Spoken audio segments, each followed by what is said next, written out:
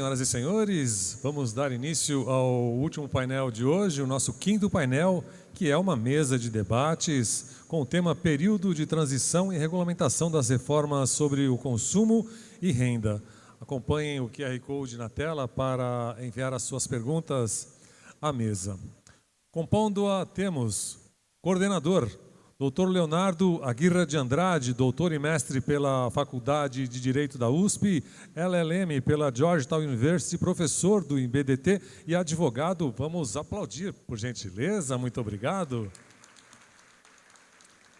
Doutora Clara Gomes Moreira, nossa convidada, é doutora e mestra pela USP, professora do IBDT e advogada. Doutor Alexandre Evaristo Pinto, professor da FEA USP e FGV, doutor e mestre pela USP. Doutora Ana Cláudia Borges de Oliveira, conselheira do CARF e presidente da CONCARF, mestra pelo IBDT. Doutora Tatiana Midori Migiyama, professora, advogada e contadora, ex-conselheira da CSRF e CARF.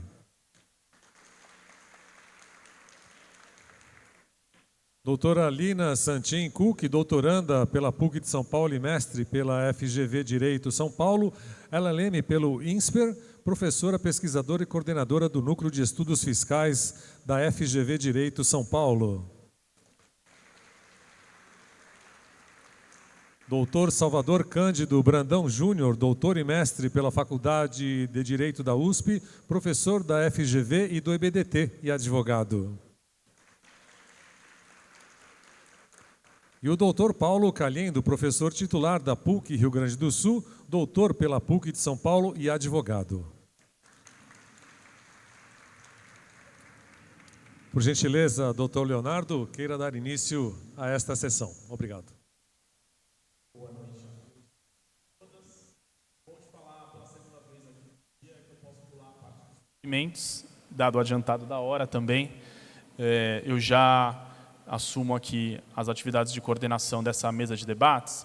Só para vou explicar rapidamente qual é a dinâmica, né, da nossa atividade aqui.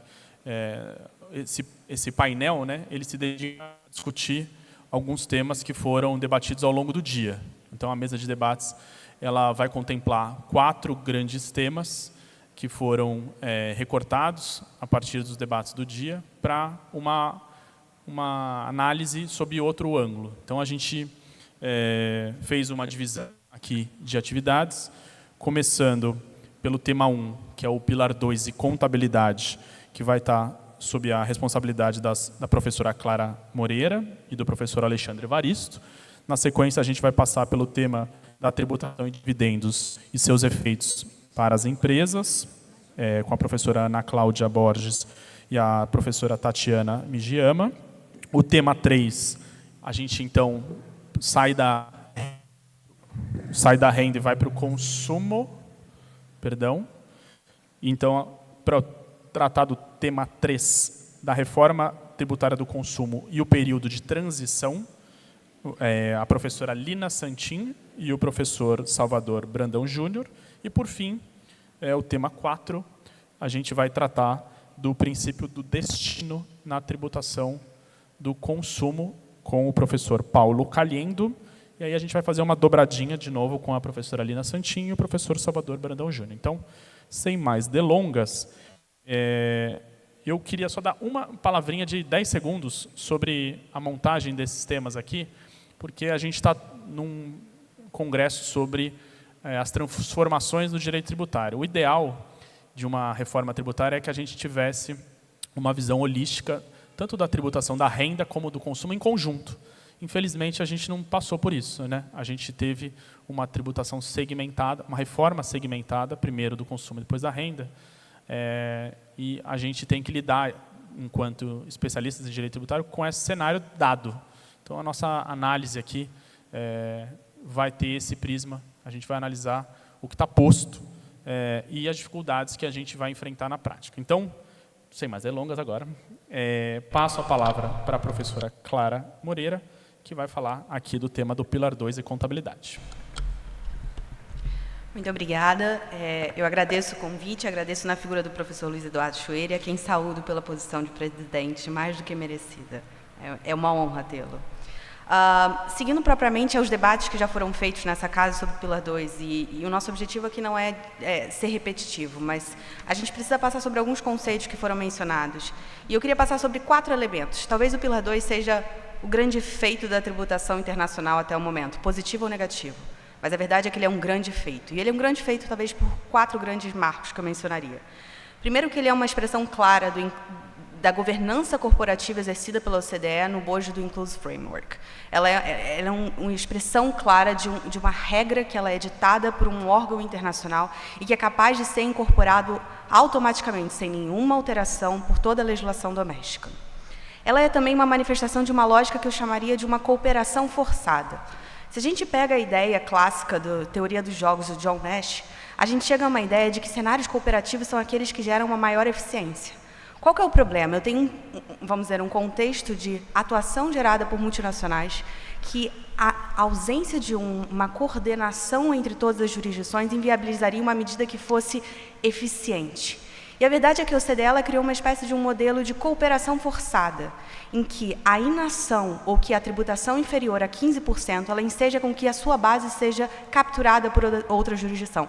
Ou pelo menos essa deveria ser a ideia por trás. E essa ideia de cooperação forçada ela é muito séria, e ela tem várias consequências que eu vou mencionar na sequência. O segundo ponto é que ela é uma incorporação de normas contábeis. É a primeira vez de uma supremacia clara de normas contábeis. Ela não é uma norma de origem tributária. E a explicação dada pela OCDE na época desse desenho de normas contábeis nada mais é do que eu tenho que garantir uma uniformidade clara nessa legislação. E isso faz com que o modelo mais simples, ou o modelo que menor, vamos dizer, carga doméstica carregasse, fosse usar uma norma contábil, em que eu usasse as demonstrações financeiras consolidadas como a base da minha apuração. E, por fim, eu tenho uma ideia de um sistema que ele não faz uma remissão ao direito doméstico, portanto, ele opera quase que flutuando. E essa é uma ideia que talvez tenha que ficar clara. O Pilar 2, e não só a Lei 15079, as regras Globo, a ideia dela é que ela não se comunica com o sistema doméstico, ela não sofre alteração, ela é orientada por parâmetros contábeis e ela só vai ganhar a certificação de regra Globo se você seguir os estritos termos ditados pelo Inclusive Framework, não havendo nenhuma margem para que vamos dizer, os poderes tradicionais de cada um dos estados pudesse conformar de qualquer forma essa legislação. E esse ponto, ele atrai 2 repercussões bastante claras. Uma primeira é relacionada ao controle jurisdicional que vem sendo exercido. Como eu posso ter um controle efetivo jurisdicional se existe uma grande pressão política e econômica, efetivamente, ao redor das regras Globo? Essa cooperação forçada, ela vai ser considerada. Quando a Suprema Corte Brasileira foi chamada a se manifestar sobre a possibilidade de quebra do sigilo bancário sem que haja a autorização do Poder Judiciário, o argumento central utilizado por grande parte do ministro foi a necessidade do Brasil estar alinhado aos padrões internacionais. E, obviamente, as regras Globo, tal como desenhadas, elas acendem uma grande pressão sobre será que o judiciário brasileiro vai se dispor a controlar? E se controlar, qual é o controle efetivo ali perpetrado? Porque a verdade é, a inação brasileira pode ser alocada em outra parte. Então, mesmo a manifestação favorável ao contribuinte brasileiro pode não significar, na prática, uma efetiva proteção. Um segundo ponto que eu acho importante é uma espécie de incompletude desse sistema. Porque ele paira e porque ele não se comunica com o ordenamento jurídico doméstico e ele é orientado única e exclusivamente por padrões contábeis, a verdade é que, e esse é um ponto que tem que talvez ficar claro, as regras Globo, elas nunca foram regras anti-abuso propriamente dito. Elas são regras alocatícias que estabelecem um imposto de renda global e, como tal, ele opera acima de tudo, ele não comunica. Então, as várias incompletudes que existem, e eu vou mencionar 2 delas, ou distúrbios que ele gera concretamente, elas não são neutralizadas, ou elas não têm um mecanismo de escape. Se, por exemplo, e as regras Globo, elas, em grande parte, se balizam na ideia de grupo de empresas. Se eu tenho uma modificação desse grupo de empresas, eu não tenho uma regra anti-abuso que me permita, pelo Pilar 2, pelas regras Globo, capturar essa situação.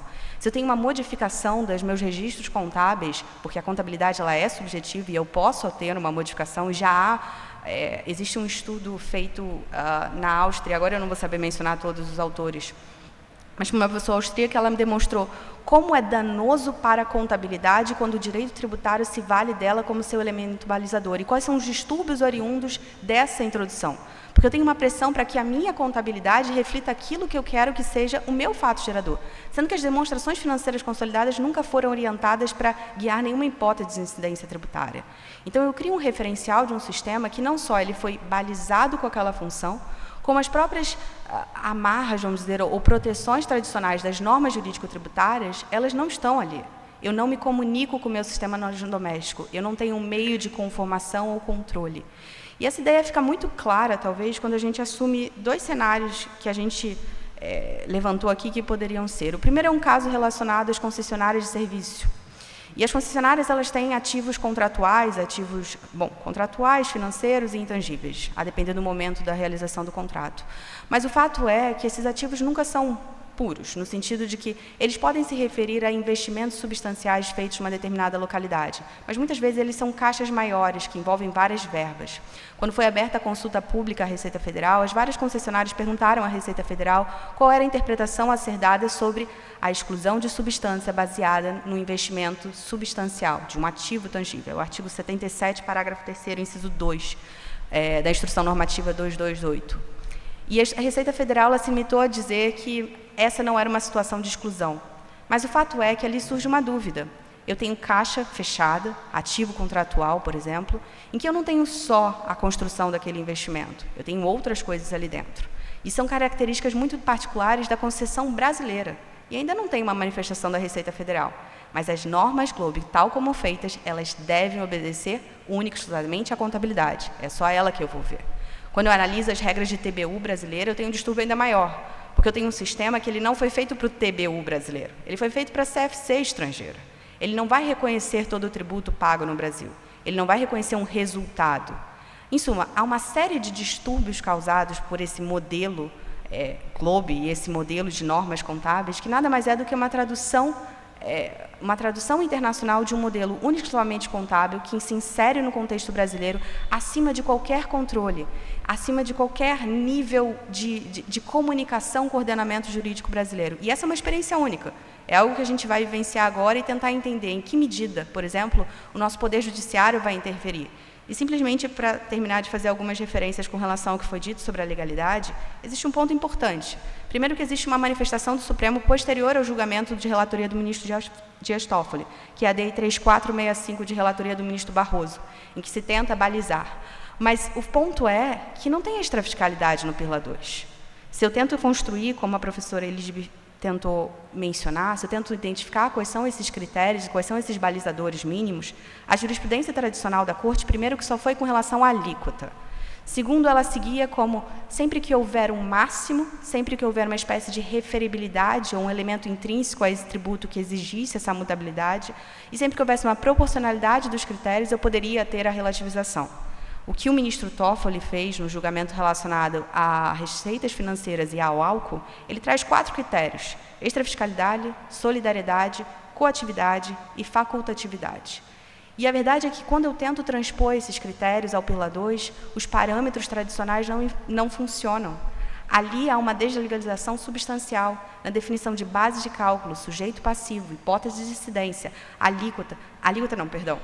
base de cálculo, sujeito passivo e hipótese de incidência, o que já é suficiente para demonstrar que eu tenho uma substancial deslegalização. E mais do que isso, eu tenho uma obrigação da Receita Federal de atualizar via ato normativo infralegal a legislação, sem que haja qualquer manifestação do Poder Legislativo brasileiro.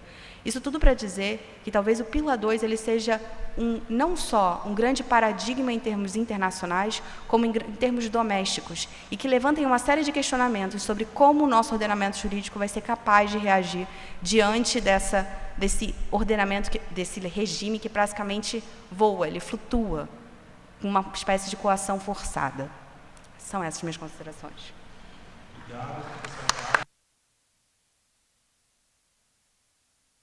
O Pilar 2 ele traz alguns desafios do ponto de vista de uma apuração para além daquilo que a gente está acostumado, né? Talvez uma terceira, sobretudo pelo fato de que o IFRS não é suficiente, né? O IFRS desconsidera as operações intragrupo e o Pilar 2 manda incluir as operações intragrupo. Então, a gente vai caminhar para uma complexidade.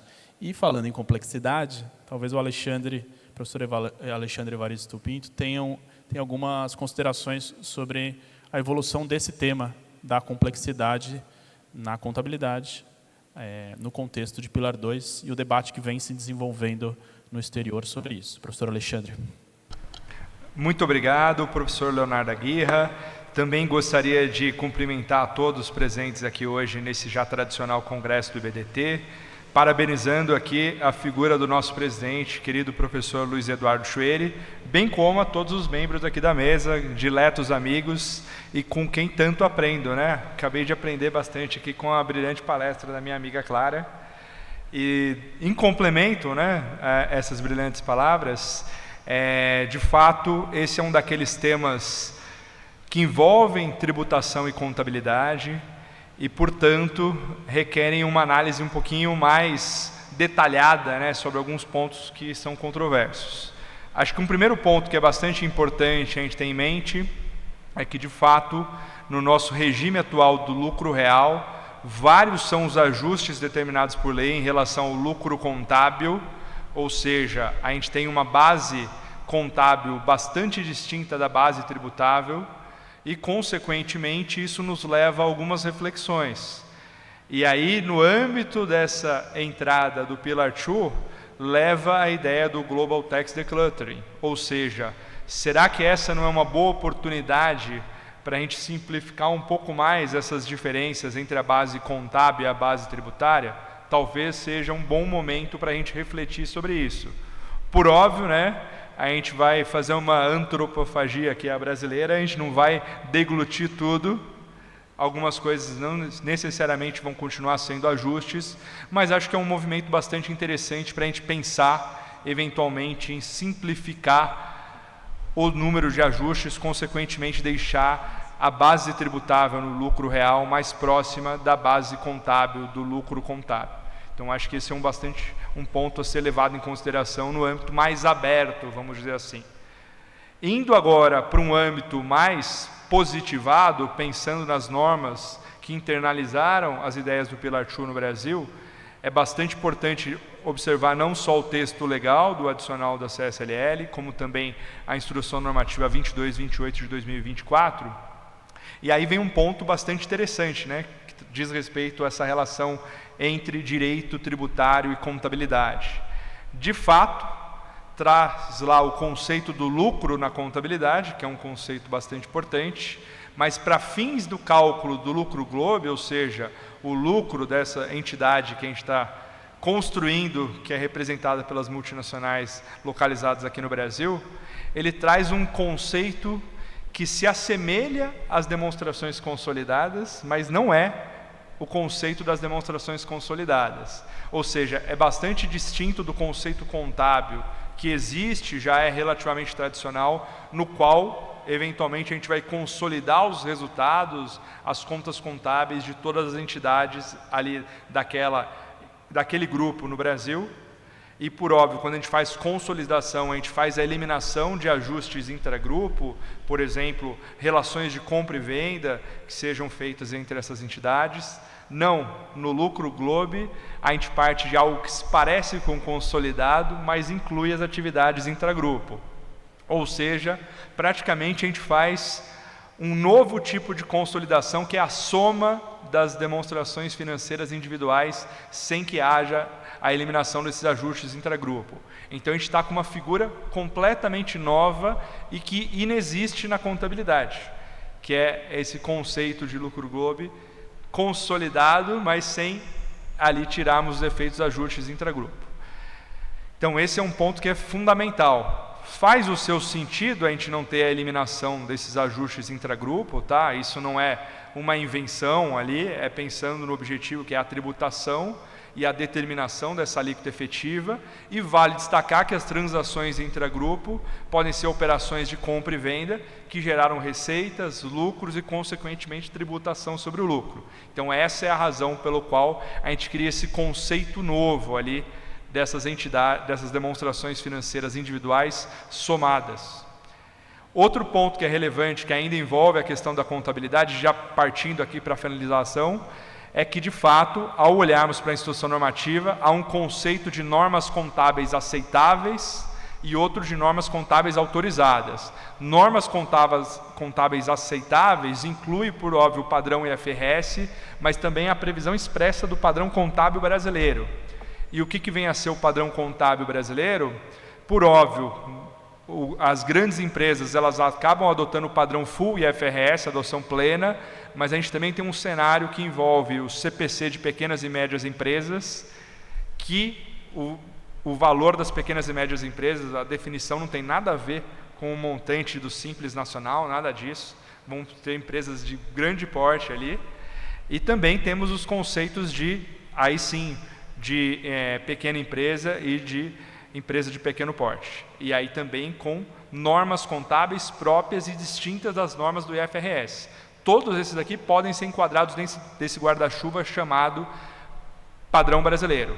E aí, consequentemente, abre-se oportunidade para eu utilizar um lucro contábil de acordo com um desses padrões brasileiros, quando eu estou falando de alguma empresa, por exemplo, que tem um faturamento anual inferior a 78 milhões. Então, olhem as dificuldades que a gente pode ter, né? Isso estou ainda nem olhando para os ajustes que a lei, tanto a lei quanto também a instrução normativa determinam.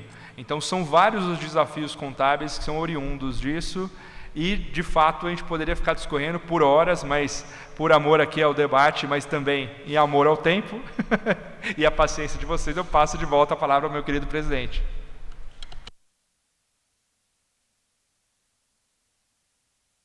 Do professor Alexandre. Saindo da complexidade da contabilidade no Pilar 2, vamos para a complexidade do PL 1087, da tributação de dividendos, fazendo uma pergunta para a professora Ana Cláudia Borges, de quais são os principais impactos dessa legislação, pensando do ponto de vista, seja dos seus afetados, das empresas que vão ter que se preocupar com esse tema, dos eventuais riscos e desafios relativos à DDL.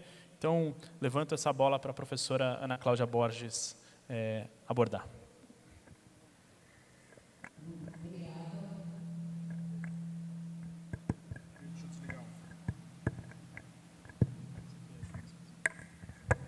Obrigada. Obrigado, gente. Quero inicialmente agradecer ao professor Luiz Eduardo Schwerer pelo convite de estar aqui hoje. Com certeza eu me sinto muito honrada de estar em casa. Eu sou mestre pelo BDT, com muito orgulho. Então, para mim é uma alegria poder contemplar um pouco dos frutos dos meus estudos e hoje poder falar um pouco aqui. Quando eu fui convidada inicialmente, eu achei que eu ia falar de consumo, período de transição, eu estava bem tranquila. E aí eu ganhei o PL 1087 para falar de complexidades do dia para a noite. Então, se alguém estava nervoso, com certeza não sou eu, estou bem tranquila, tudo bem light aqui, um assunto...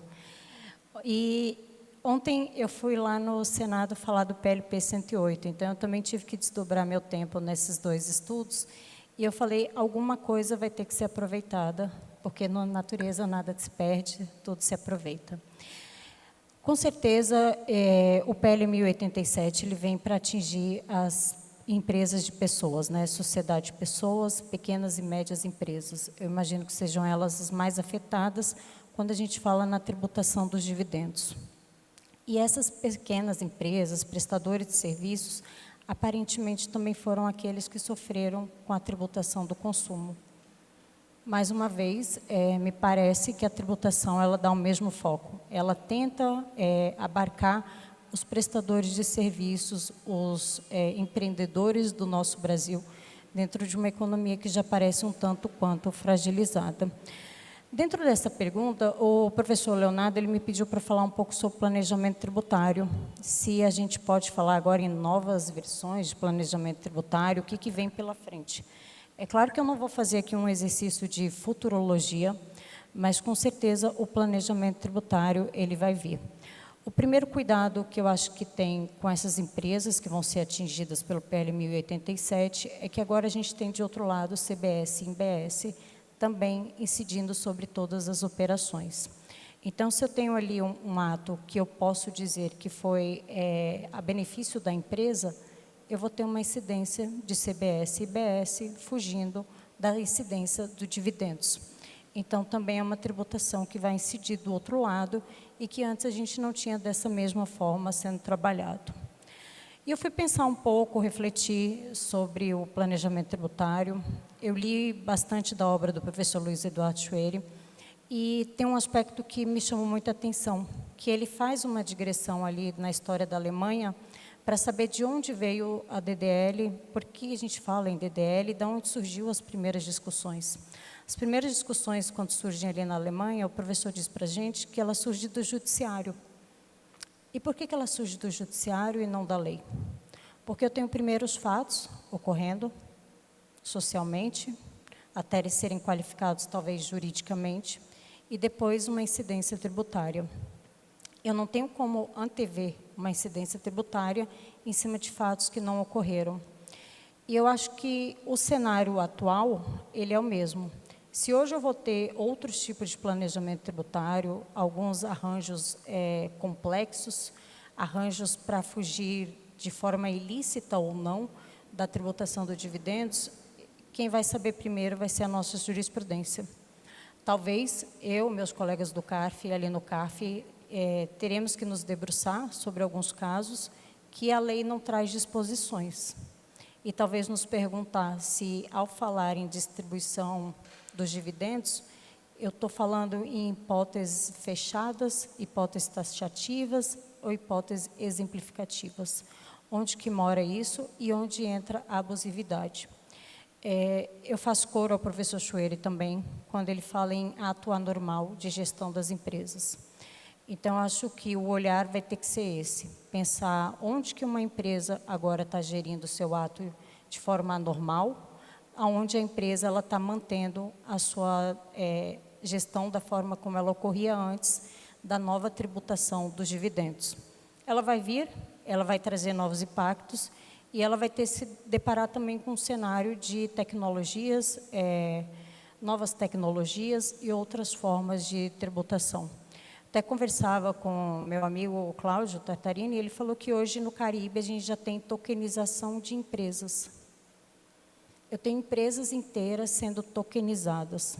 Se eu tenho uma empresa tokenizada dentro de um ativo e eu faço alguma distribuição, eu tenho uma distribuição de dividendos ali dentro? Eu acho que a legislação não tem nenhuma resposta para isso. Se eu tiver uma tokenização imobiliária, porque, de fato, se eu, empresa PJ, der para o meu sócio um imóvel a custo muito menor do que ele é de mercado, eu tenho ali, talvez, uma distribuição disfarçada de lucros. E se eu tenho uma tokenização imobiliária e passo essa tokenização do imóvel para o meu sócio? O valor muito mais baixo não se justifica pelos riscos que a gente tem hoje frente às novas tecnologias, frente a uma blockchain que a tributação ainda não alcançou de forma ampla. Tem sido só algumas tentativas de buscar a tributação de novas tecnologias, de cripto, de blockchain. Então, eu imagino que sejam respostas que o legislador ele não vai encontrar e que certamente a sociedade ela vai achar outras formas de tributação. E aí eu fiz até comentei com o professor Aguirre, né? Eu fiz aqui uma anotação dentro do meu rascunho, tadinho, que eu acho muito importante que a gente fale dessa visão holística, né? O professor Paulo Aires, ele tinha falado isso lá no Congresso Intercroso, que hoje nós, tributaristas, estamos pecando muito em fazer discussões em caixinhas. Ora eu falo da renda, ora eu falo do consumo, ora eu falo de um outro problema X. E eu comecei a pensar nessa necessidade de visão holística, que foi o termo que o professor Paulo Aires usou lá em Trancoso, que é o termo que o professor Leonardo Aguirre usou aqui também. E eu pensei, bom, se a gente está falando em dividendos, e agora eu tenho um PL 1087 vindo atrás dos dividendos, por que a gente também tem agora um PLP 108 vindo atrás de dividendos distribuídos desproporcionalmente? Do lado de lá, do lado do fisco, parece que eles estão mais inteligentes. Eles olham para todos os lados, consumo, renda, tudo pega a mesma coisa. Do lado de cá, continuamos uma discussão em caixinhas. E o professor Leonardo Aguirre, ele falou no começo, hoje de manhã, que a gente talvez tenha uma justiça tributária à medida que eu preciso desonerar aqueles que ganham até 5 mil, e eu estou trazendo uma oneração do outro lado. Com todo respeito, eu talvez concorde mais com o professor Maito, no sentido que eu preciso indagar por que eu preciso tributar os mais ricos. Qual foi o crime de ser rico? Qual é o crime? Na exposição de motivos do PL 1087, o governo ele fala para a gente, olha, tem um motivo pelo qual eu vou ter que tributar a outra ponta. Eu estou tirando aqui valores que eu ia entrar no meu orçamento público e em alguma ponta eu tenho que colocar mais. Eu vou ganhar uma gordurinha de 10 bilhões, falou o governo, todo mundo achou que está tudo ok. Ninguém perguntou aonde que vai vir a contraprestação do Estado. Quando foi tributar o consumo, o Estado falou assim, olha, eu não vou ganhar nem perder, a gente vai ficar no 0 a 0, eu só vou trazer a tributação do consumo de outras fontes. E aí eu lembrei de um outro episódio, que nada tem a ver aqui com a discussão, mas tudo tem a ver. Semana passada, o nosso Senado passou por um episódio horroroso, foi tomado por mídias, Instagrams, influencers, e a gente viu uma influencer social sentar ali no Senado e falar para os senadores, se a Bet faz mal, por que você não proíbe? Eles não responderam, mas a gente sabe a resposta.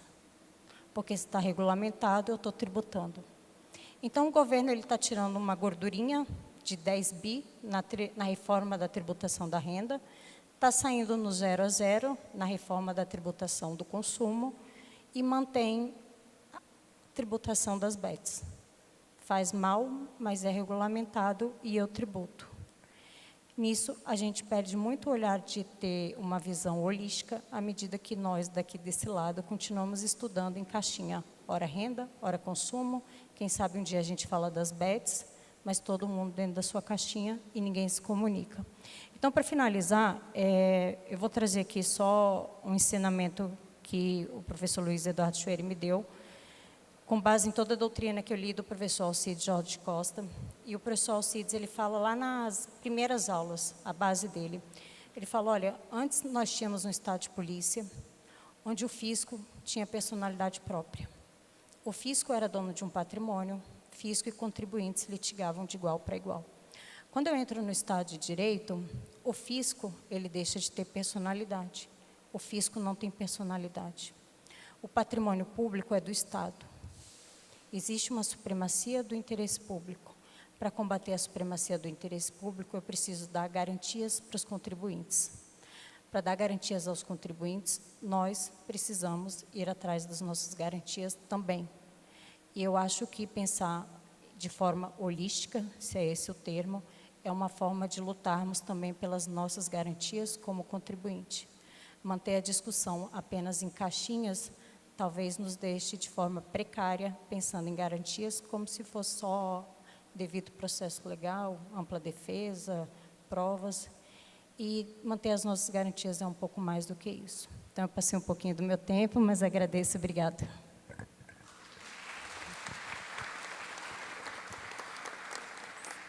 Obrigado, professora Ana Cláudia. Com uma consideração holística, né, que vai de planejamento tributário, Virgínia no Senado, imposto de renda pessoa física e temas correlatos. Agora, dando sequência à análise do PL 1087, a professora Tatiana Mijiyama vai fazer uma avaliação da correlação entre o PL e a tabela progressiva, que é uma apuração da pessoa física em números. E aí ela trouxe alguns slides aqui para compartilhar com a gente. Obrigada. Primeiramente, eu gostaria de agradecer o convite na pessoa do Leonardo, nosso presidente aqui. E só para colocar, né, que essa reforma da renda, o PL 1087, ela não era para vir sozinha, né, porque sempre o acordo, pelo menos do governo, era trazer pelo menos todos os projetos de uma forma consolidada, justamente para a gente poder medir a neutralidade fiscal, né, versus os efeitos de todos esses projetos. Mas o que aconteceu nesses últimos tempos que, pelo menos, a gente tem sofrido com ansiedade, né? Então, assim, com TDAH. O que aconteceu? O que aconteceu nesses últimos tempos, né? Retornou o voto de qualidade, aí a gente teve a lei do CARF, né? E aí, se você perde por voto de qualidade, seria exigível somente o principal. E aí começou a discutir a multa e juros, né? Que seriam retirados. Aí só ficou a multa de ofício, sendo que a lei fala de multa em geral. Aí depois, o que aconteceu? Como o STF retirou o ICMS da base de cálculo do PIS/COFINS, e aí vem uma lei, né, trazendo que a concessão do crédito PIS/COFINS não tem o ICMS. Então, a gente já vem sofrendo uma reforma da renda ao longo desse tempo. A gente teve a tributação das subvenções. Poxa, o Estado ele concede incentivos, né? E agora o Estado ele quer pegar 43,25% que corresponde ao IRCS PIS/COFINS de uma renúncia do Estado, que era para ser aplicado efetivamente naquele Estado. Então, assim, não faz sentido nenhum. E depois veio o quê? O transfer price adicional da CSLL, e depois a tributação de offshore, tributação de fundos fechados. A gente já está sofrendo uma tributação sobre a renda, né? E ninguém mediu, ninguém mensurou. Poxa, teve aumento de carga tributária? Claro que teve aumento de carga tributária. E agora vai ter de novo? Claro que vai ter. Se seguir, se vingar, o PL 1087. Em relação ao PL 1087, ele traz uma coisa boa, né, que é a isenção do 5K, né, e efetivamente a atualização da tabela progressiva. Mas a gente sabe muito bem que essa tabela progressiva ela não foi atualizada desde 96. Se a gente pegar a inflação acumulada de 96, era para a gente ter uma atualização aí de 700%. Né? E pegando essa atualização, o próprio secretário, né, na audiência pública de ontem, ele falou assim, olha, se eu fosse considerar a atualização em si, considerando a inflação, a gente teria aí uma perda de 100 bilhões.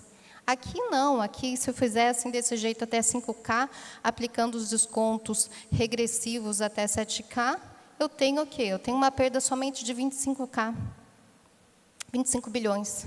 Né? Então, primeiramente, em relação à tabela progressiva do IRPF, a gente tem essa tabela que ficaria, né? Depois de aplicar essa tabela do imposto de renda, da tabela progressiva, a gente tem os descontos até 7K, e os descontos são regressivos. E, em relação aos descontos, o que é interessante é que mais da metade dos parlamentares ontem, o que eles falaram?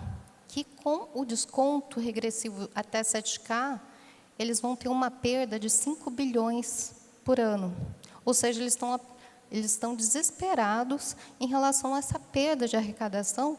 Por quê? Porque eles já se comprometeram a utilizar essa arrecadação que eles vão perder, né, para aplicar nos seus estados, né? Saneamento básico, saúde, educação.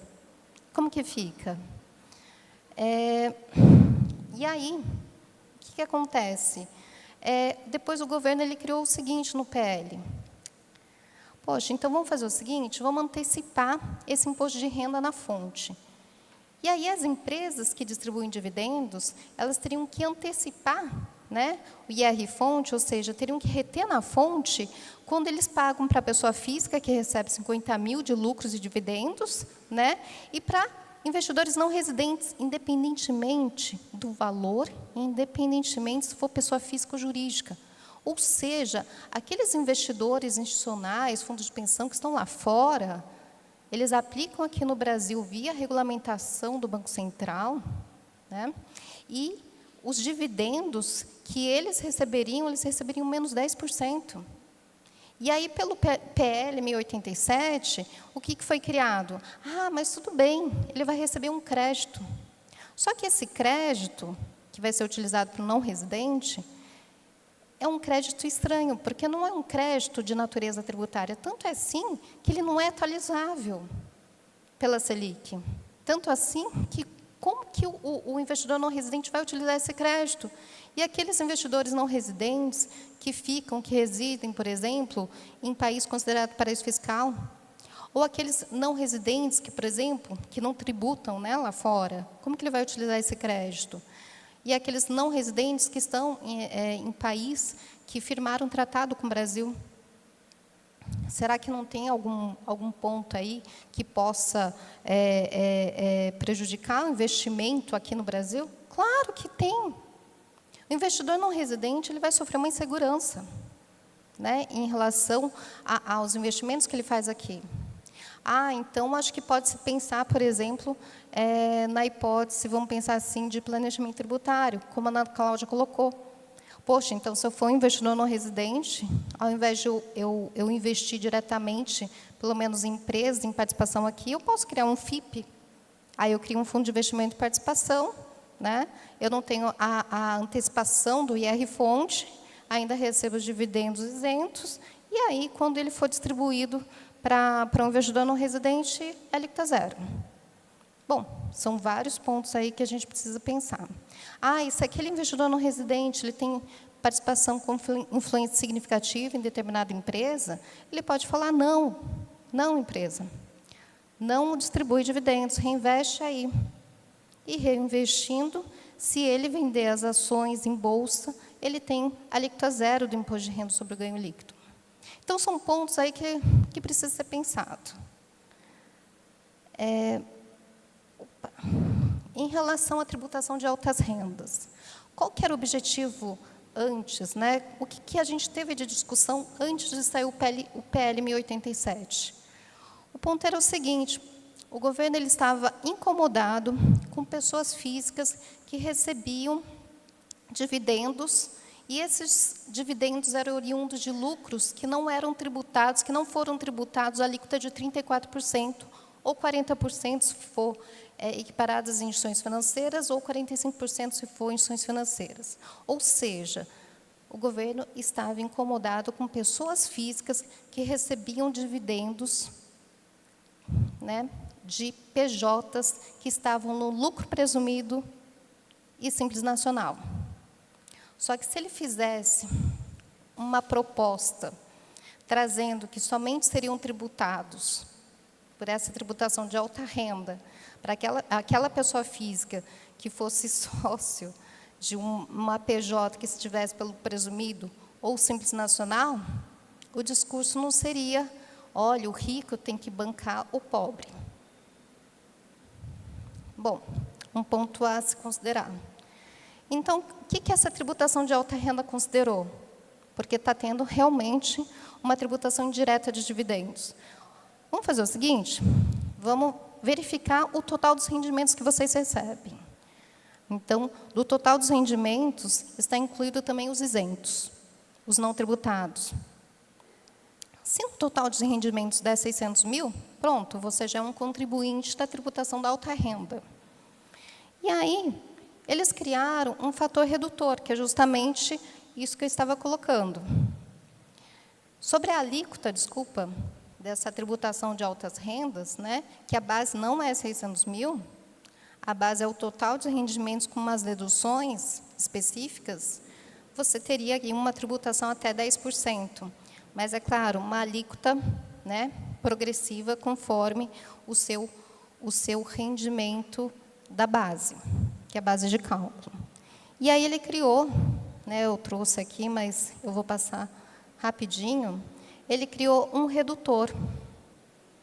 Então, o que é esse redutor? É justamente para pegar aquelas pessoas que recebem dividendos oriundos de lucros não tributados, né? A alíquota de 34%, 40% ou 45%.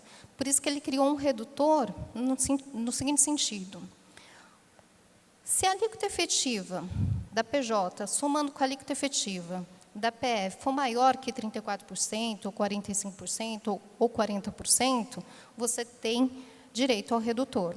Só que esse redutor também está ruim, porque o redutor, quando ele considera a alíquota efetiva da pessoa jurídica, o que acontece? Ele considera a razão entre o IR e a CS dividido pelo lucro contábil. Deixa eu voltar aqui. E aí, considerando essa razão do IRCS sobre o lucro contábil, será que o lucro contábil ela pode transparecer melhor, ou ela seria a real, né, referência para transparecer a alíquota efetiva de PJ? Claro que não. Tem PJ que não consolida empresas investidas. E como que você pode equiparar na somatória alíquotas efetivas com alíquota nominal? Não faz nenhum sentido. Então, o ponto aqui que a gente traz, pelo menos, será que esse mecanismo ele seria justo? Será que essa compensação ela supriria a concessão de isenção do 5K e os descontos regressivos? Porque é isso que está sendo questionado, pelo menos no Congresso Nacional, né? Então, esses pontos que eu queria só deixar aqui para o pessoal.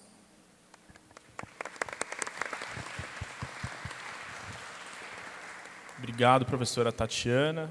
Deixa eu só para o próximo aqui. Agora passamos à última caixinha aqui, que é... Reforma da tributação do consumo e sua transição, que eu questiono a professora Lina Santin, que digamos que eu seja um empresário aqui que tenha uma empresa que seja contribuinte de PIS/COFINS, ICMS e IPI. E eu estou correndo algum risco de perder algum crédito aí na transição. Eu ouvi dizer que tem um dispositivo lá, artigos 378 da Lei Complementar, que disciplina um pouco essa questão do PIS/COFINS, mas estou com dúvida aqui. Estou com dúvida se eu estou correndo algum risco. Quais riscos eu estou correndo, professora Lina?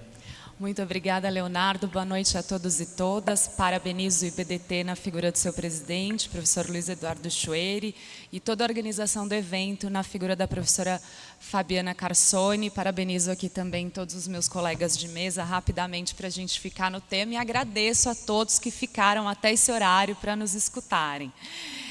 Eu tentei responder essa pergunta do meu cliente aqui sobre o prazo de transição sobre 3 visões, né? Uma primeira visão, um aspecto geral da transição, a segunda, para falar sobre os créditos propriamente dito, e a terceira, que ele esqueceu de mencionar, que ele é do setor imobiliário, e ele está em dúvida de como vai ser essa transição para ele, então também estou trazendo algumas considerações.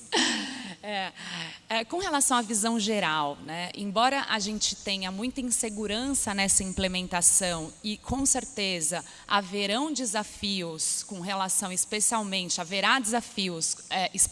com relação ao período de 2039 a 2032, em que irão 2 sistemas convergir e existir, né, ao mesmo tempo, eu entendo que a transição acelerada e rápida da CBS, ou seja, em 2027 nós já teremos um IVA federal, vai ajudar essa transição do IBS posteriormente de 29 a 32. Então, você vai ter uma apuração já de um IVA federal em 2027 e depois você vai replicar essa mesma apuração durante o período de transição de 29 a 32, enquanto aquela apuração antiga do ICMS e do ISS, você só vai diminuindo proporcionalmente. Então, se tudo correr bem do ponto de vista operacional e aquilo que se promete das obrigações acessórias, da autodeclaração e a sua obrigação pré-preenchida, recebida pelo comitê gestor, enfim, se tudo isso correr bem, é provável que a sua transição seja menos traumática do que muito vem se alardeando nos demais fóruns, né, que a gente debate esse tema. Por isso, acho tão importante essa transição começar pela CBS. Acho que é um balão de ensaio interessante.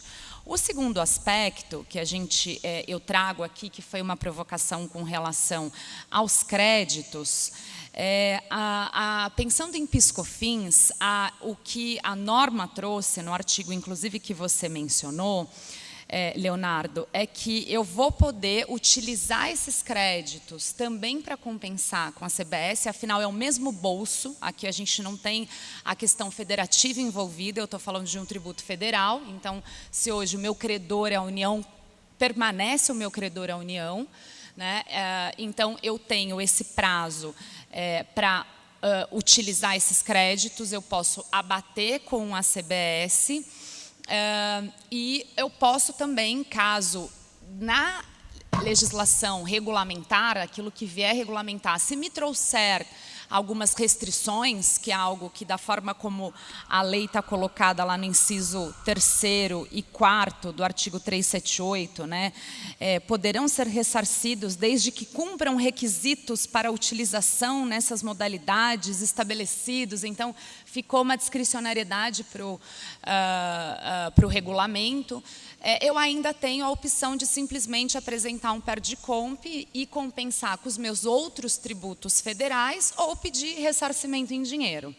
Né? Não me parece que faz sentido também vir qualquer restrição, porque, como eu disse, é de um bolso, né, para o mesmo bolso, mas, de toda forma, se vier, é isso. Com relação ao IPI, a lei complementar é silente.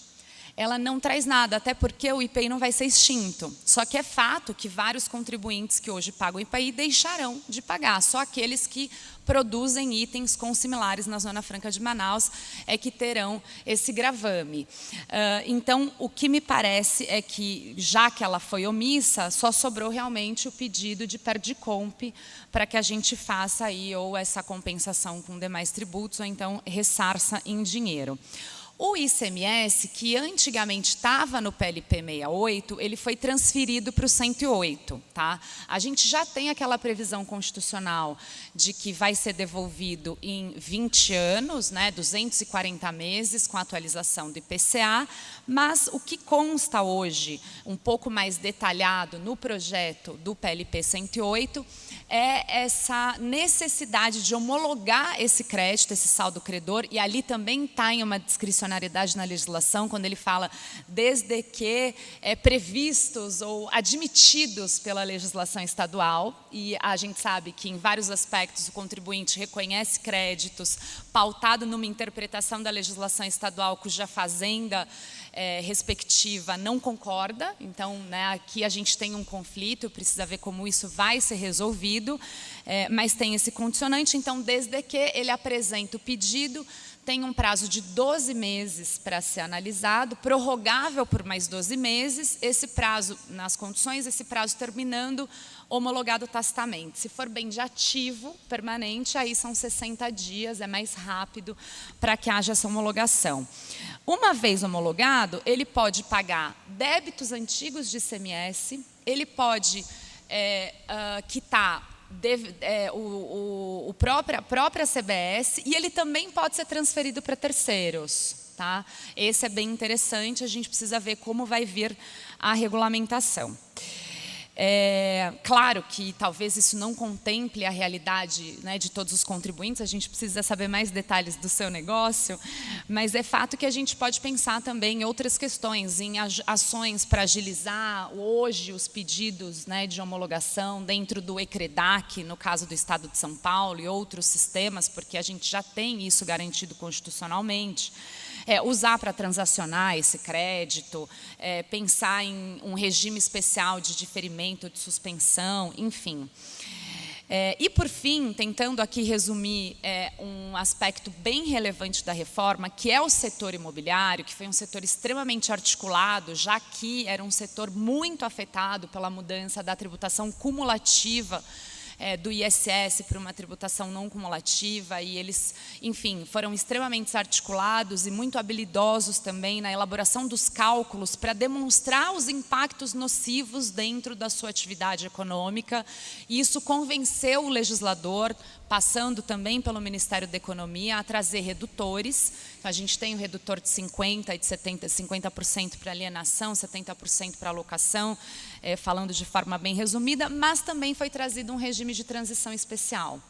Esse regime ele pode aderir até 1º de janeiro de 2029, é um regime que desconsidera a lógica do IVA, então eu não vou ter crédito, eu não vou ter redutor social, redutor de ajuste, né? Eu vou, na verdade, tentar manter durante esse prazo de transição até o final de 2032 algo muito parecido com o que a gente já tem hoje, só no âmbito da tributação federal. Então, quem não gostou muito desse regime especial de transição são os estados, né? Especialmente porque hoje existia uma arrecadação de ISS relevante, que para quem quem escolher esse regime especial de transição não vai recolher. Então, é um regime especial de transição cujas alíquotas são 2,08 no caso da incorporação, desde que tenha optado pelo RET até 1º de janeiro de 2029, tem suas condições.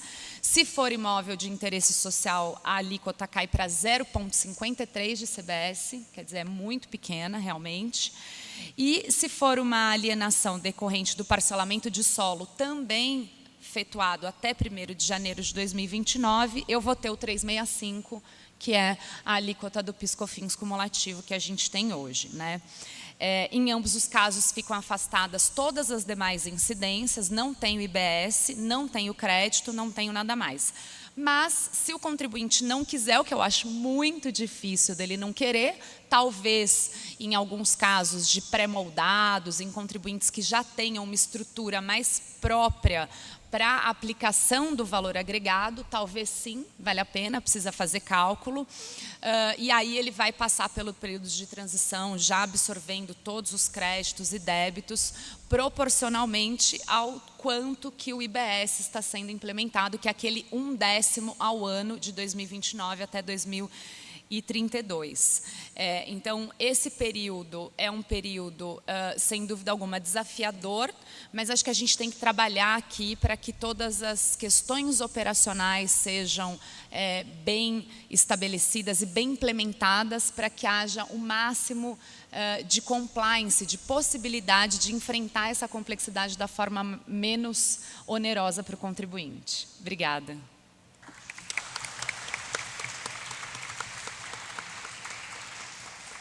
Você concorda? Obrigado, professora Lina, e agradeço a síntese, absurda capacidade de síntese, e fiquei mais tranquilo com essa consulta, mas meus sócios lá na empresa pediram uma segunda opinião aqui para o professor Salvador, para dirigir a ele a mesma pergunta, né? Qual é a preocupação que uma empresa aí de contribuinte PIS/COFINS, ICMS, IPI, que seja do setor imobiliário, deve ter nesse momento de transição? Salvador.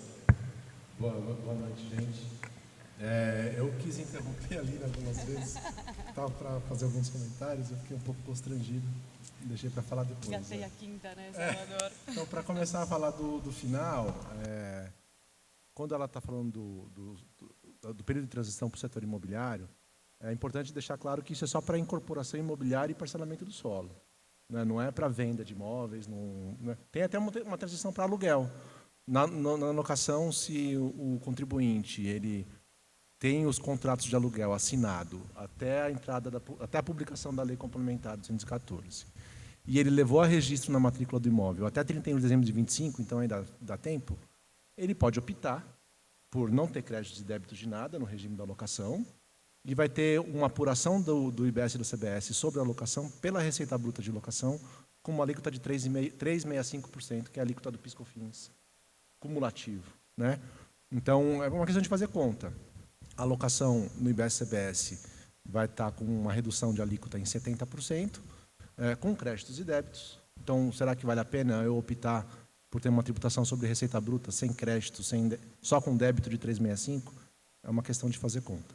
Sobre a incorporação imobiliária, aquele percentualzinho da CBS, que está no regime de transição, para a incorporação imobiliária, que foi aprovada e aderida ao RET até 1º de janeiro de 29, corresponde àquele percentualzinho que tinha de PIS/COFINS, lá no artigo 4º da Lei 10.931, não me lembro qual que é a lei do RET, mais ou menos isso.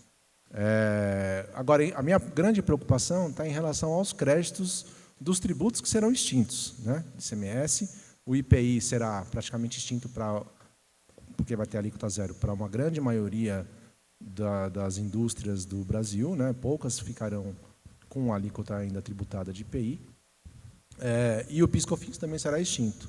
E eu tenho uma preocupação com os termos que foram utilizados tanto na Constituição quanto na lei complementar.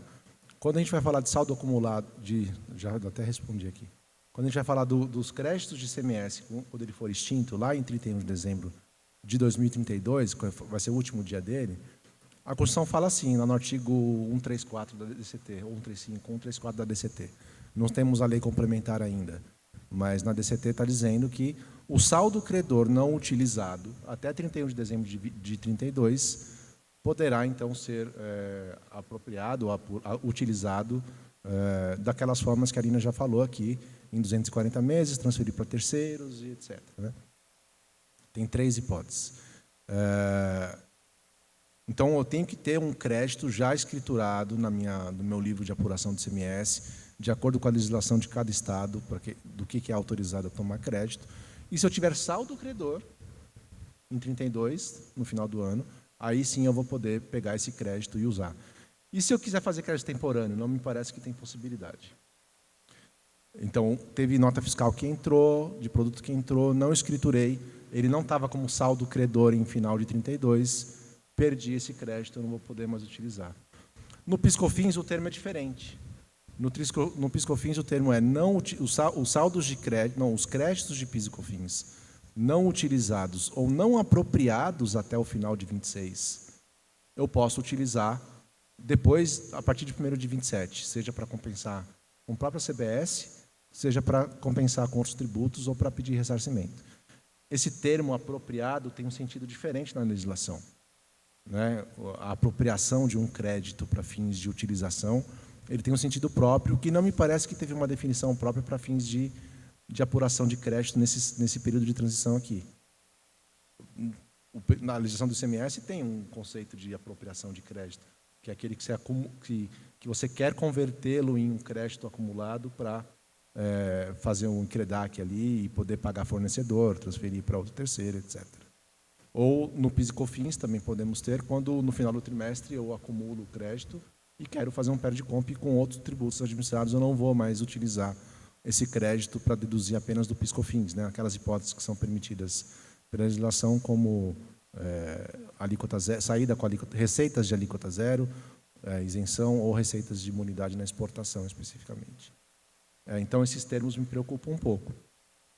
E ele colocou lá no final, no artigo 383 da Lei Complementar 214, que é o seguinte: o crédito, para você utilizar, tem o prazo de 5 anos no término do período de apuração em que ele foi apropriado. Então, eu preciso encontrar o que é o período de apuração em que ele foi apropriado. Eu preciso entender qual que é esse sentido. Porque se for, a partir de 1º de janeiro de 27, aquele período de apuração em que eu escriturei o crédito lá em 2022, ele já estaria praticamente prescrito quando acaba o PIS/COFINS, né? E eu não vou poder utilizar esse crédito.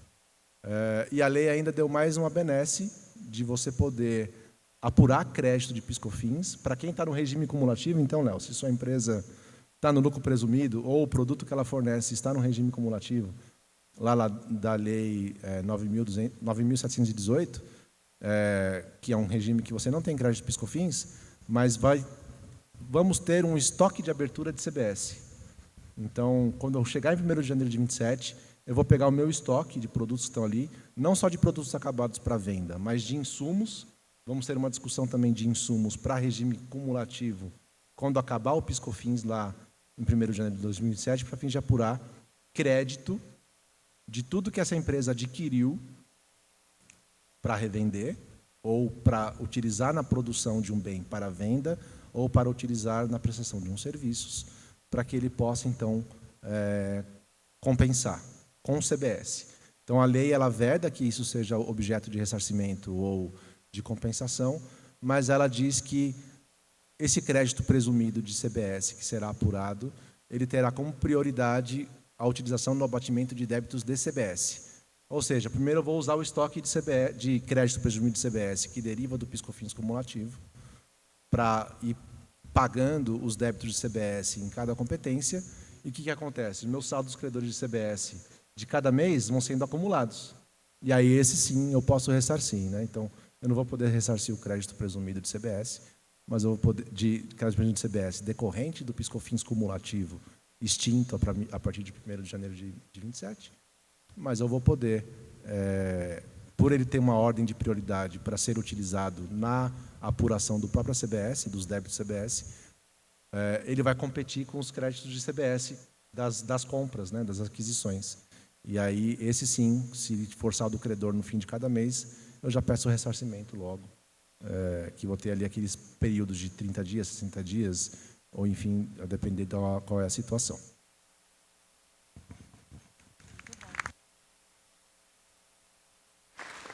Obrigado, professor Salvador. Para finalizar, então, nossa mesa, convido aqui o professor Paulo Calhendo para conversar um pouquinho com a gente sobre os impactos da adoção do princípio do destino, agora o momento pós-implementação da reforma do consumo. Professor, por favor.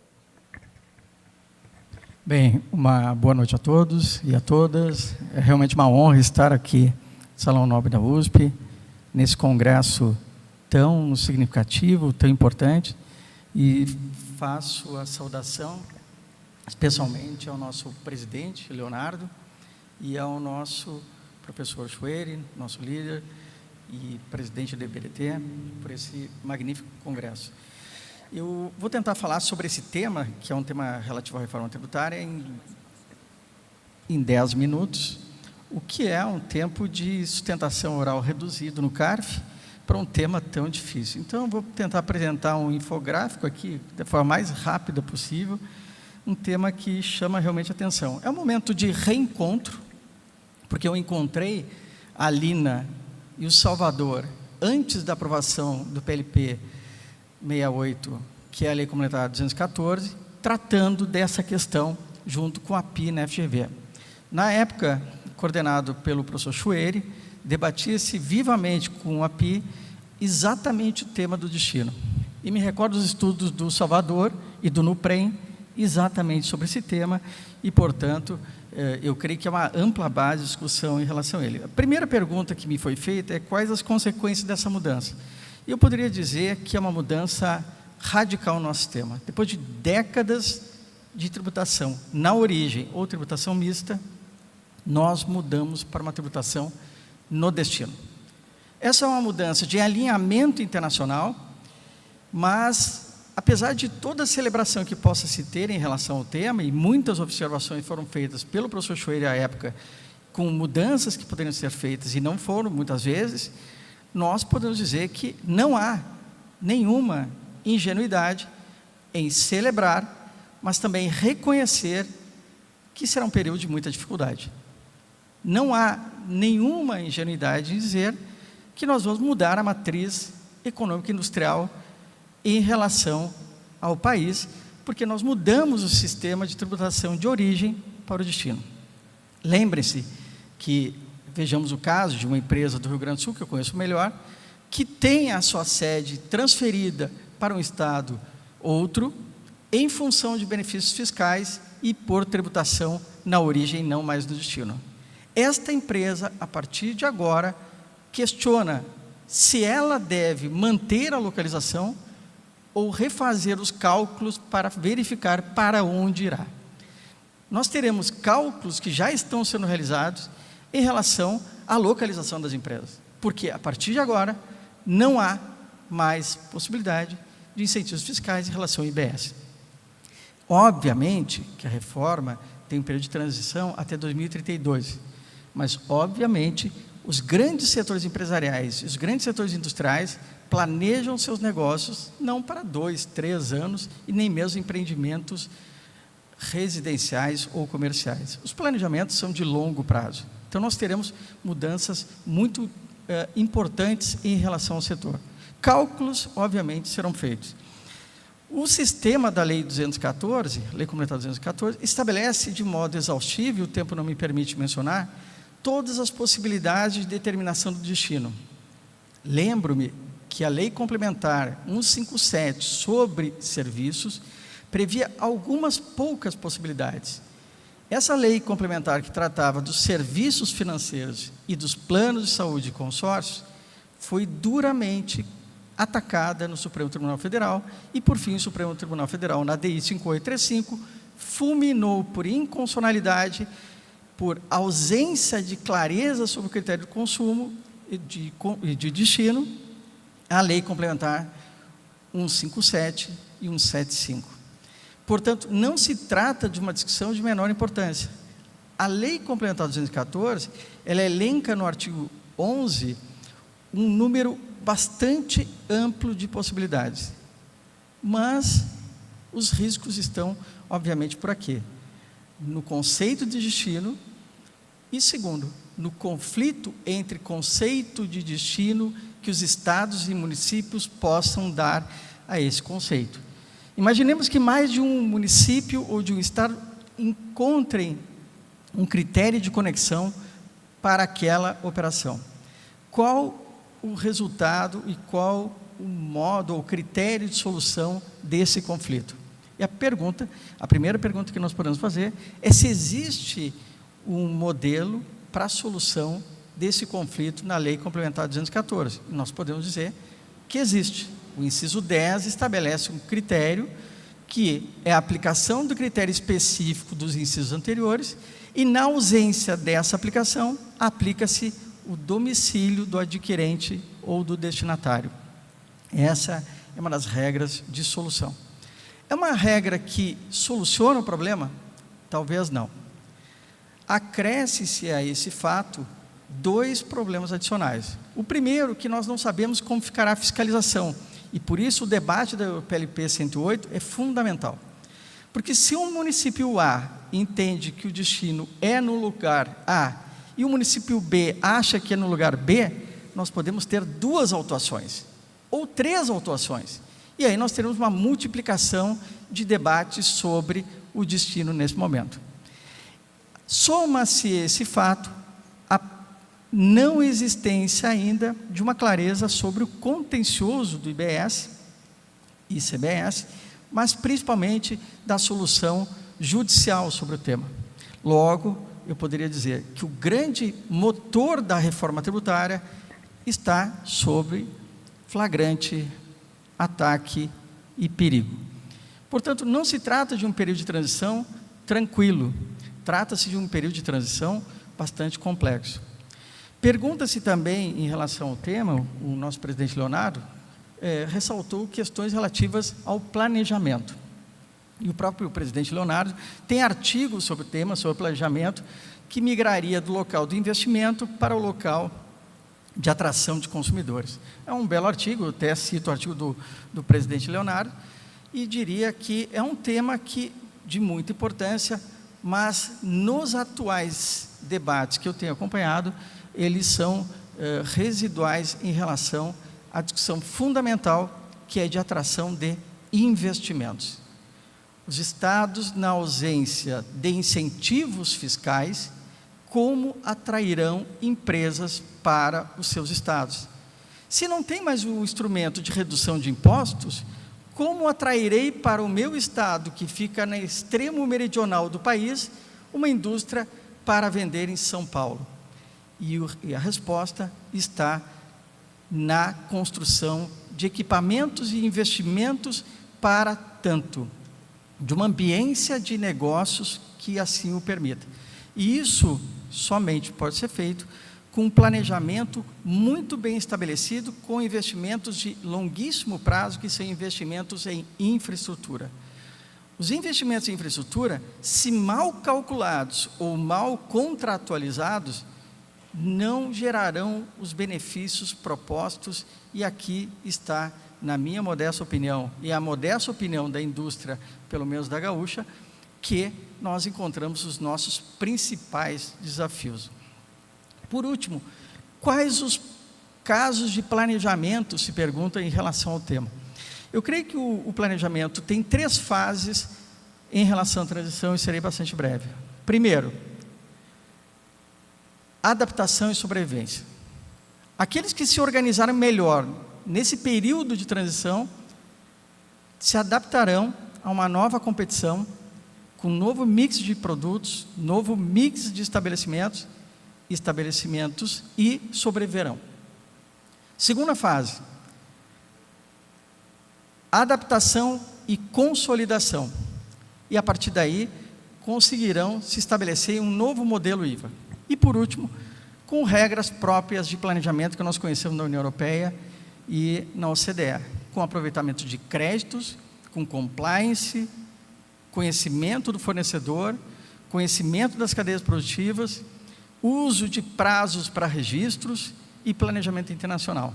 eu creio que é um período bastante conturbado, é um período de transição a ser celebrado, mas que será um período duríssimo. Mas os tributaristas estão preparados para períodos difíceis. Nós somos forjados na luta e é uma luta que virá pela frente. Muito obrigado. Agora, para fechar nossa mesa, os comentários finais aqui da professora Lina e do professor Salvador, que são os meus advogados aqui permanentes. Então, eles vão comentar aqui a fala do professor Paulo Calini. Por favor, Lina.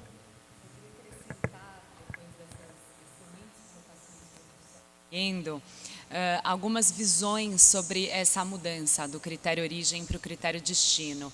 Ela é também uma das formas da gente efetivar a neutralidade querida na tributação sobre o consumo. No momento em que você desloca a incidência para o local do consumo, você retira o sistema tributário da própria decisão de investimento, né? Onde eu vou me localizar, onde eu vou estabelecer a minha fábrica para pagar menos tributos. Então, é o sistema tributário agindo de uma forma distorsiva na alocação de recursos. O destino elimina isso. Ele também elimina, por óbvio, o maior incentivo que nós temos hoje, justamente a guerra fiscal.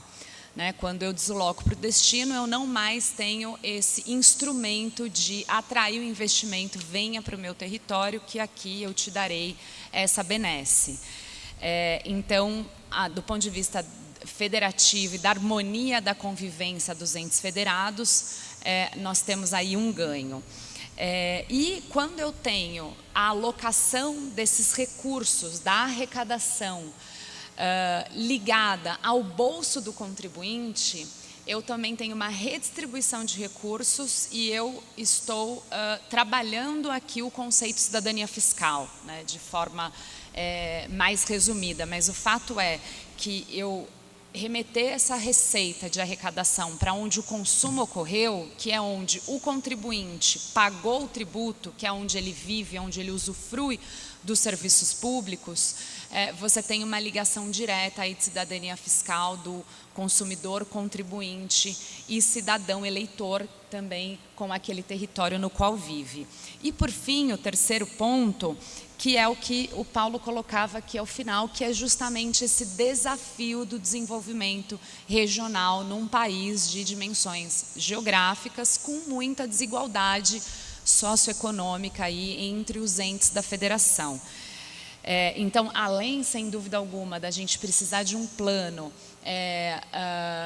no âmbito, né, da União, da federação como um todo, para desenvolvimento e para investimento em infraestrutura, para que esses empreendimentos sejam atraídos para essas regiões talvez menos atrativas, né, quando a gente vai considerar onde está o mercado consumidor, onde estão os grandes portos, onde estão talvez a fonte de insumos, a gente precisa olhar para as aptidões regionais e também trabalhar em cima disso, então investir nas aptidões regionais para que elas se tornem também geradoras, né, de riqueza econômica e social, e teremos aí também o Fundo Nacional de Desenvolvimento Regional, né, que é um fundo que tem essa criação com esse aporte de 60 bilhões, que é o valor máximo que ele vai chegar lá em 2040 e pouco, sem previsão de término. Então, é um fundo que nós teremos um dinheiro aí à disposição. É assustador, né, professor Hugo, ter tanto dinheiro assim dentro de um fundo cuja gestão, o compliance, a discricionariedade no emprego desse dinheiro a gente ainda não tem clareza, mas se bem empregado dentro dessa lógica de um plano nacional de desenvolvimento regional também, para que a gente tenha mais investimento em infraestrutura de longo prazo, a gente pode enfrentar esse desafio aí do desenvolvimento dessas áreas. Obrigada. Salvador, por favor. Eu acho que eu não tenho muito a acrescentar essa questão de alocação de recursos e da questão de o IBS-CBS, ele tira o foco dessa questão de atração de desenvolvimento para atração de investimentos com o mote de desenvolvimento regional. O desenvolvimento regional agora vai ser com base no que o Paulo disse de investimento em infraestrutura, educação, etc. Meu tema de mestrado foi, inclusive, guerra fiscal, tratando dessas questões. O que eu tenho a dizer aqui é que, naquela época que a gente conversou várias vezes, Paulo, não foi só lá no FGV, não. Acho que tiveram algumas vezes no próprio IBDT também, mesa de debates. A gente estava numa época, essa da GV, em que a gente estava num grupo de estudos aqui do mestrado profissional, discutindo reforma tributária no momento da PEC ainda. Então, a gente tinha ainda uma dificuldade, e o mote da pesquisa era, primeiro, entender o que era consumo, ou entender o que era consumidor, para depois identificar onde que é o destino, para fins de fixação de onde seria a tributação, de quem que seria esse tributo, de qual estado, de qual município, ou né, que estaria aquele recurso financeiro do tributo. Lembro que acho que você discordava de mim, né, Paulo? Não tenho certeza disso. De que, a meu ver, tudo é renda. A renda ela só é tributada em alguns momentos distintos. Então, a renda do consumo é um momento diferente de se tributar uma renda que a pessoa física tem quando ela ofere esse rendimento no salário ou investimentos, etc. Então, no momento que você vai definir a renda consumida como o critério ou pressuposto da incidência do tributo sobre o consumo, a tributação ela deveria ser destinada para o local onde está esta renda. Né? E onde está essa renda que está sendo gasta? É no domicílio do consumidor? Se ele está em trânsito no local e ele toma um serviço no local, ele é nesse local, independentemente do domicílio? Então, inclusive, nessa pesquisa, a gente publicou um livro, está disponível aqui na biblioteca do IBDT, acho que é na biblioteca, né, Léo? Do IBDT, acessado digital, eletrônico. Inclusive, queria deixar aqui meus parabéns para a Heloísa, que hoje é aniversário dela, nossa bibliotecária. E temos um outro livro também do grupo de estudos do mestrado profissional do IBDT, que é de não cumulatividade e cashback, e esse já foi publicado na época das discussões do PLP 68. Né? Então, nesse primeiro livro anterior, para produzi-lo, a gente fez algumas pesquisas para decidir o que era consumo e onde que ele deveria ser tributado. Né? A gente vê que aqui na Lei Complementar 214, em vários momentos, principalmente por uma questão de neutralidade, como a Lina bem disse, de que você não pretende influenciar decisões de investimento ou da atividade econômica por conta de tributo ou de resíduo tributário, o tributo não é da atividade econômica, por isso que ele tem que ser neutro na atividade econômica. Esse tributo é do consumidor, é ele que tem que pagar por esse tributo e assumir o ônus econômico disso. Por isso, da neutralidade na atividade econômica da tributação do IVA, né, ou do IBS e do CBS. Onde que estaria, então, esse sujeito, no caso do IBS e CBS, agora já publicado? Né? Na época, a gente discutia sobre se seria o domicílio. Se fosse o domicílio, como que faria no caso de serviços fruídos localmente ou presencialmente, e daquelas mercadorias que são compradas em outros estados ou outros municípios, você leva para sua residência, como que ficaria a tributação? Então, a gente chegou a uma conclusão que não dava para ser um único critério. Não dá para ser o critério da residência, não dá para ser o critério do local, tem que ser vários critérios a depender da situação. E me parece que a Lei Complementar 214 ela fez isso. Só que em alguns momentos ela troca um pouco o que é consumo e quem é o consumidor. Então, quando você consome bens materiais, por exemplo, o local do consumo não é o local de onde está o dinheiro da renda gasta, é o local de onde está o destinatário. E uma preocupação nossa era justamente essa. Quem que vai ser o contribuinte? Adquirente, e aí a gente tinha um medo de a doutrina desenvolver uma teoria, ou o judiciário aceitar uma teoria, de que se consumidor é adquirente, apenas operações em que há alienação, que haveria tributação, o que afastaria aluguel, afastaria direitos, enfim. Então, no PLP aqui e na Lei Complementar 214 definiu quem era esse adquirente, definiu quem era esse destinatário. O destinatário pode ser quem paga, né, a operação, mas não necessariamente será. Então, quando você consome bem material, o local de consumo não é o de onde está a renda, é o local de onde está o destinatário, o domicílio. Quando é serviço, naquele que é fruído presencialmente ou prestado na pessoa física, é no local de onde o dinheiro está sendo gasto. Aí não é na residência, né? E quando é serviços em geral, seria quando, em operações onerosas, aí sim é no domicílio do adquirente. Aí eu estou pegando o local do consumidor. Então, acho, por conta desses critérios, bem difícil haver planejamento tributário ou tentativas do fisco ou do Estado implementar medidas de incentivos para atrair consumidor, né? Mas, enfim. Não, só me ocorreu uma hipótese, que é um problema que a gente já tem hoje no ISS, e pela forma como está a lei complementar e essas definições exaustivas do destino, ele permanece, que é no caso de laboratórios que extraem o sangue, né? Então tem um serviço sobre a pessoa na extração, né, do sangue, e esse sangue ele vai para o laboratório para ser processado, e aí tem um serviço sobre esse bem material. Então, e é um problema que a gente já tem hoje na definição, né, do local da incidência do ISS, e que da forma como está a legislação ele permanece, porque se for considerado um serviço sobre a pessoa humana, é o local em que ocorreu a extração. Se o sangue for um bem material que vai ser processado, é o lugar onde está o laboratório. Então, só para concluir que esses critérios, na prática, eles haverão de ser complementados agora sim, utilizando o verbo haver no plural corretamente, fazendo essa errata daquele haverá anterior que eu deveria ter colocado. Obrigada. Obrigado. Para que esse evento não termine em sangue, para dialogar com a fala da Lina e a plateia se revolte contra a gente, eu quero agradecer a presença de vocês até o final aqui. Agradeço a todos os meus professores, colegas aqui que compuseram essa mesa de debates. Muito legal tentar fazer esse formato de mesa de debate aqui dentro do Congresso. E declaro, então, encerrado a nossa mesa de debates.